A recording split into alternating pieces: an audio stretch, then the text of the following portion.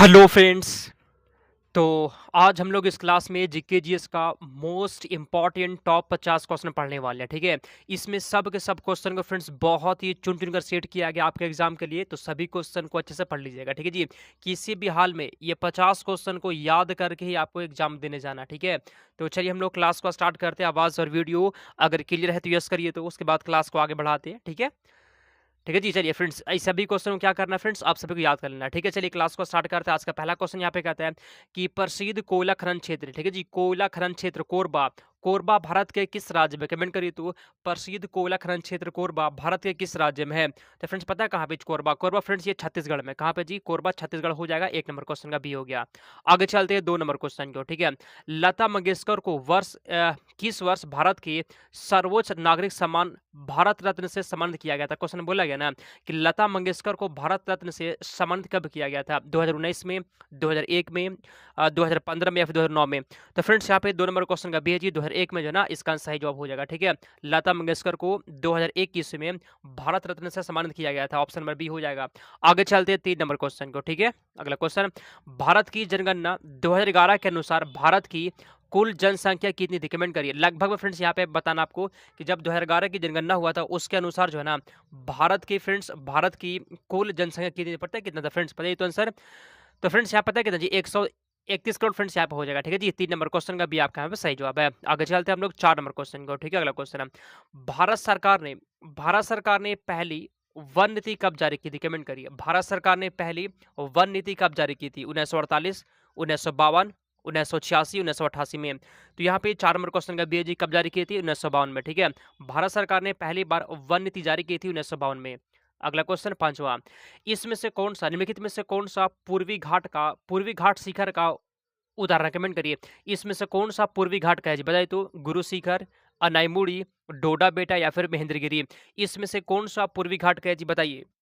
तो फ्रेंड्स यहाँ पे महेंद्रगिरी, ठीक है जी, महेंद्रगिरी पूर्वी घाट का है। 5 नंबर क्वेश्चन का डी हो जाएगा। आगे चलते हैं 6 नंबर क्वेश्चन को। चलिए, कौन सा शहर जो है ना इलेक्ट्रॉनिक सिटी के नाम से जाना जाता है, कमेंट करिए। इसमें से कौन सा शहर जो है वो इलेक्ट्रॉनिक सिटी के नाम से जाना जाता है, गुरुग्राम, बैंगलोर, जयपुर या फिर कौन। तो फ्रेंड्स यहाँ पे 6 नंबर क्वेश्चन का बी है जी, बैंगलोर यहाँ पे हो जाएगा। ठीक है जी, 6 नंबर क्वेश्चन का बी हो गया। आगे चलते हैं हम लोग 7 नंबर क्वेश्चन को। ठीक है, चलिए, नामदफा, ठीक है जी, नामदफा नेशनल पार्क कहाँ पर है, मिजोरम में, मणिपुर में, त्रिपुरा में या फिर अरुणाचल प्रदेश में। नामदफा नेशनल पार्क कहाँ पे, बताइए। और इस क्लास के बाद फ्रेंड्स आप सभी के लिए क्लास चलेगा साइंस वाला भी, ठीक है, वहां पे भी जुड़ जाना है। तो फ्रेंड्स यहाँ पे 7 नंबर क्वेश्चन का डी जी कहाँ पे जी, ये आपका हो जाएगा अरुणाचल प्रदेश में। 7 नंबर क्वेश्चन का डी हो गया। आगे चलते हैं 8 नंबर क्वेश्चन की ओर। भारत का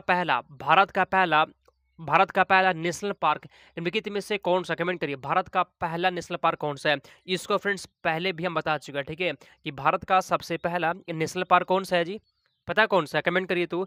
जिम कॉर्बेट है। कौन है फ्रेंड, जिम कॉर्बेट यहाँ पे हो जाएगा फ्रेंड्स, ऑप्शन नंबर यहाँ पे हो जाएगा। ठीक है, ये भारत का पहला नेशनल पार्क है जो कहाँ पे है जी, ये पता है कहाँ पे फ्रेंड्स, ये आपका उत्तराखंड में हो जाएगा। ठीक है, आगे चलते हैं 9 नंबर क्वेश्चन। कोंकण रेलवे किसको किसको जोड़ती है, कमेंट करिए। गोवा और मैंगलोर को, रोहा और मैंगलोर को, कन्याकुमारी और मैंगलोर को या फिर कन्याकुमारी मुंबई को। कोंकण रेलवे किसको जोड़ती है, 9 को बताइए तो आंसर। तो फ्रेंड्स रोहा को मैंगलोर से 9 नंबर क्वेश्चन का बी हो जाएगा। ठीक है, चलिए आगे चलते हैं 10 नंबर क्वेश्चन की ओर। हड़प्पा सभ्यता का सबसे बड़ा स्थल कौन सा है, हड़प्पा सभ्यता का सबसे बड़ा, ठीक है जी, लार्जेस्ट साइट इसमें से कौन सा, कमेंट करिए तो। हड़प्पा सभ्यता का सबसे बड़ा लार्जेस्ट साइट कौन सा है, बताइए। 10 का आंसर क्या होगा। तो फ्रेंड्स यहाँ पे 10 नंबर क्वेश्चन का डी है जी, राखीगढ़ी। ऑप्शन नंबर यहाँ पे डी हो जाएगा। ठीक है, आगे चलते हैं फ्रेंड्स 11 नंबर क्वेश्चन की ओर। अगला क्वेश्चन, हांगकांग में कौन सी घाटी स्थित है, बताइए। हांगकांग में इसमें कौन सी घाटी स्थित है, हैप्पी घाटी है, हंटर वैली है, सेक्रेट घाटी या फिर कौन सा है जी। तो फ्रेंड्स यहाँ पे 11 नंबर क्वेश्चन का है जी, पता है हांगकांग में क्या है जी, इसमें हैप्पी घाटी हो जाएगा। ठीक है, हैप्पी वैली कहाँ पे है, तो हांगकांग में, ऑप्शन नंबर ये हो जाएगा। चलिए 12 नंबर क्वेश्चन है, सिएंटियागो किस उद्योग के लिए प्रसिद्ध है, कमेंट करिए। सिएंटियागो कहाँ पे, चिली में, ठीक है ना जी। तो सिएंटियागो किस उद्योग के लिए प्रसिद्ध है, डायमंड के लिए, खनिज तेल के लिए, कॉफी के लिए या फिर शराब के लिए। तो फ्रेंड्स यहाँ पे 12 नंबर क्वेश्चन का डी किसके लिए प्रसिद्ध है, ये शराब के लिए। ठीक है जी, आप सभी के यहाँ पे डी हो जाएगा। आगे चलते हैं 13 नंबर क्वेश्चन की ओर। इसमें से कौन एक कथक नर्तक, बताइए। गीता चंद्रन, पद्मा सुब्रमण्यम, जेसुला सीतारामैया या फिर कौन, कमेंट करिए तो। इसमें से कौन कथक नर्तक है फ्रेंड्स, कमेंट करिए। 13 का आंसर क्या होगा, पता है कौन जी? तो बिरजू महाराज। फ्रेंड्स आप सभी के यहाँ पे डी हो जाएगा, ठीक है जी। बिरजू महाराज क्या है? ये कथक नर्तक है, ऑप्शन नंबर डी हो जाएगा। चलिए आगे चलते हैं 14 नंबर क्वेश्चन की ओर।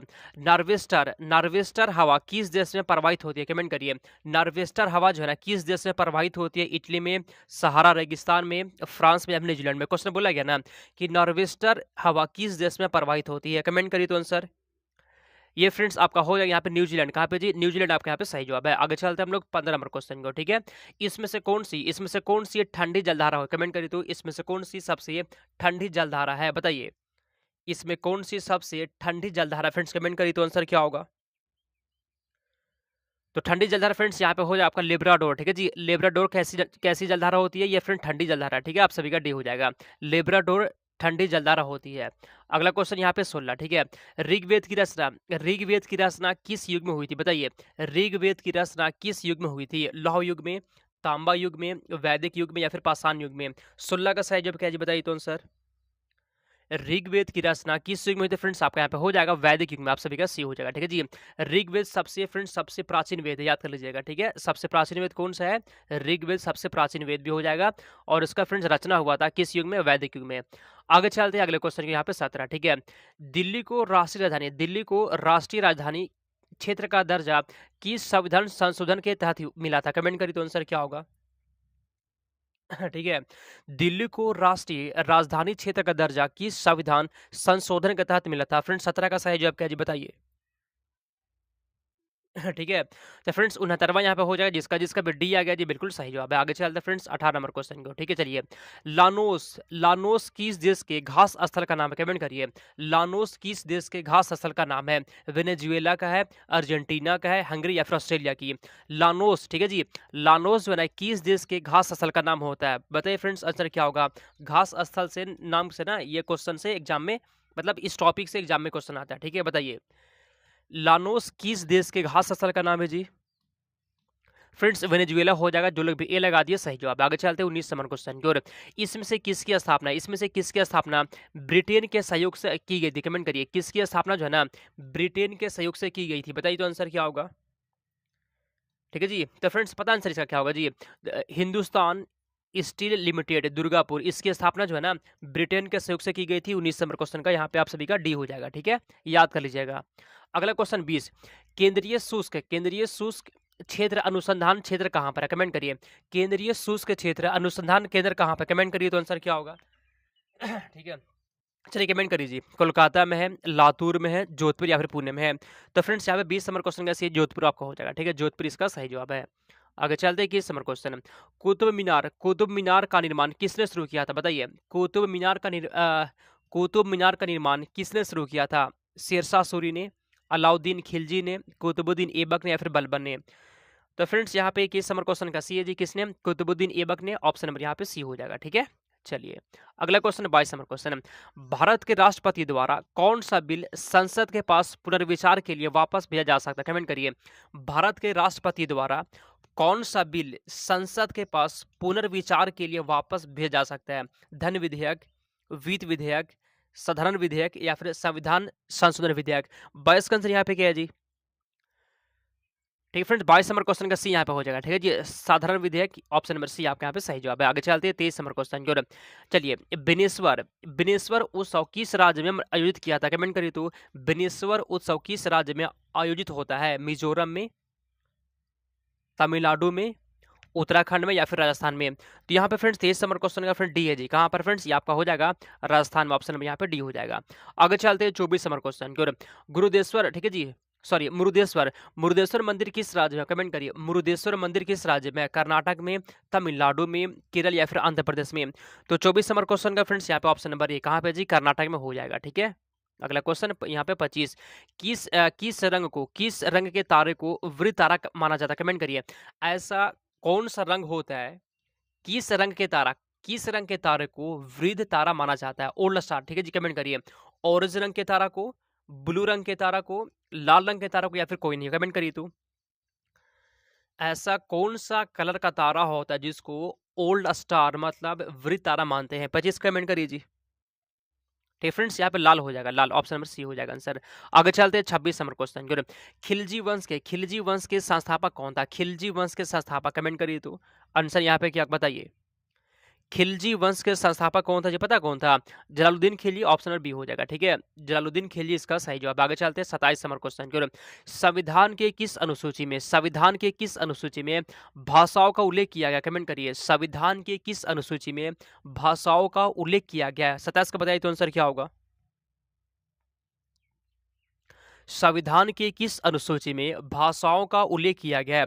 तो फ्रेंड्स यहाँ पे 27 नंबर क्वेश्चन का डी है जी 8वीं अनुसूची में। ठीक है, 8वीं अनुसूची में जो है ना भाषाओं के बारे में दिया गया, ऑप्शन नंबर डी हो जाएगा। अगला क्वेश्चन यहाँ पे 28, प्रसिद्ध प्रसिद्ध चियापास का पठार, प्रसिद्ध चियापास का पठार कहाँ पर है? ये सब टॉपिक से एग्जाम में क्वेश्चन पूछता है। ठीक है, तो हम फ्रेंड जो इंपॉर्टेंट क्वेश्चन है उसको फ्रेंड्स यहाँ पे इकट्ठा कर दिए हैं। ठीक है, इसको पढ़ लीजिएगा। तो फ्रेंड्स यहाँ पे 28 नंबर क्वेश्चन का पता है क्या जी? क्वेश्चन बोला यहाँ कि प्रसिद्ध चियापास का पठार पता कहाँ पे है? दक्षिण मैक्सिको में। फिर डी हो जाएगा आंसर। आगे चलते हैं 29 नंबर क्वेश्चन है। पलासी की लड़ाई जो है ना किस वर्ष लड़ी गई थी? कमेंट करिए, पलासी की लड़ाई किस वर्ष हुआ था? आसान सा क्वेश्चन बताइए। तो फ्रेंड्स ये हुआ था 1757 में हुआ था, ऑप्शन नंबर ए हो जाएगा। ठीक है, पलासी की लड़ाई हुआ था 1757 में, सिराजुद्दौला और अंग्रेजों के बीच में हुआ था। ठीक है, अगला क्वेश्चन यहाँ पे 30, चांगलो आदिवासी नृत्य किस राज्य में होता है? कमेंट करिए, चांगलो आदिवासी नृत्य किस राज्य से संबंधित है? गुजरात, नागालैंड, तमिलनाडु या फिर हिमाचल प्रदेश? तो फ्रेंड्स यहाँ पे 30 नंबर क्वेश्चन का बी है जी, नागालैंड हो जाएगा फ्रेंड। 30 नंबर क्वेश्चन का बी हो जाएगा। ठीक है, आगे चलते हैं हम लोग 31 नंबर क्वेश्चन की ओर। संविधान का कौन सा भाग नागरिकता से संबंधित है? कमेंट करिए, संविधान का कौन सा भाग जो है ना वो नागरिकता से संबंधित है? भाग 2, भाग 3, भाग 4 या फिर भाग 5वां? कमेंट करिए तो आंसर क्या होगा? संविधान का कौन सा भाग नागरिकता से संबंधित है? फ्रेंड्स संविधान यहाँ पे पार्ट यहाँ पे फिर 2 हो जाएगा। ठीक है जी, ऑप्शन नंबर ये आपका यहाँ पे सही जवाब है। आगे चलते हैं हम लोग 32 नंबर क्वेश्चन को। ठीक है, भारतीय संविधान के किस भाग में नागरिकों के मौलिक अधिकारों का उल्लेख किया गया? कमेंट करिए तो आंसर क्या होगा बताइए। ठीक है फ्रेंड्स, कमेंट करिए तो आंसर यहाँ पे क्या होगा जी, बताइए तो आंसर।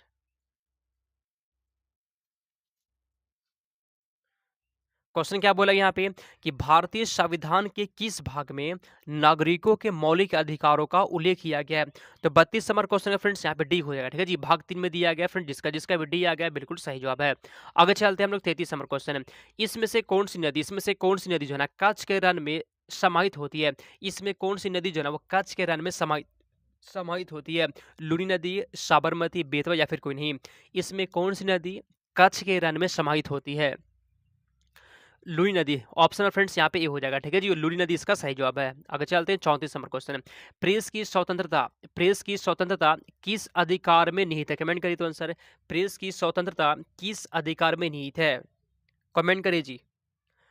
तो फ्रेंड्स इसका आंसर यहाँ पे हो जाएगा भाषण की स्वतंत्रता में, ऑप्शन में बी यहाँ पे सही जवाब है। ठीक है जी, फ्रीडम ऑफ स्पीच में दिया गया। ठीक है ना, फ्रीडम ऑफ स्पीच में दिया गया है प्रेस की स्वतंत्रता। आगे चलते हैं 35 नंबर क्वेश्चन की ओर। 6 से 14 वर्ष की आयु के 6 से 14 वर्ष की आयु के सभी बच्चों को शिक्षा का अधिकार? कमेंट करिए। ठीक है जी, 6 से 14 वर्ष की आयु के सभी बच्चों को शिक्षा का अधिकार कैसा होता है फ्रेंड्स? कमेंट करिए तो आंसर। ठीक है जी, ये मूल अधिकार होता है। कैसा अधिकार है फ्रेंड्स? ये मूल अधिकार होता है। 6 से 14 वर्ष के बच्चों का फ्रेंड जो शिक्षा है ना जी वह क्या होता है? वो मूल अधिकार होता है। ठीक है, आगे चलते हैं हम लोग 36 नंबर क्वेश्चन। मंडल आयोग द्वारा अपनी रिपोर्ट किस वर्ष प्रस्तुत की गई थी? कमेंट करिए, मंडल आयोग द्वारा अपनी रिपोर्ट किस वर्ष प्रस्तुत की गई थी? आंसर यहाँ पे क्या है जी, कमेंट करिए 36 का आंसर 1980 में फ्रेंड्स, आप सभी के यहाँ पे सी हो जाएगा। आगे चलते हैं 37 नंबर क्वेश्चन की ओर। ठीक है, समान नागरिक संहिता किस राज्य में लागू है? बताइए, समान नागरिक संहिता किस राज्य में लागू है? जम्मू कश्मीर, नागालैंड में, गोवा में, फिर मिजोरम में? समान नागरिक संहिता किस राज्य में जी, कमेंट करिए तो। गोवा में फ्रेंड्स, आप सभी के यहाँ पे सी हो जाएगा। ठीक है, आगे चलते हैं 38 नंबर क्वेश्चन की ओर। भारतीय संविधान के किस अनुच्छेद में राज्य को ग्राम पंचायतों के गठन का निर्देश दिया गया? बताइए, राज्य को जो है ना ग्राम पंचायतों के गठन का निर्देश दिया गया है। बताइए फ्रेंड्स 38 का आंसर।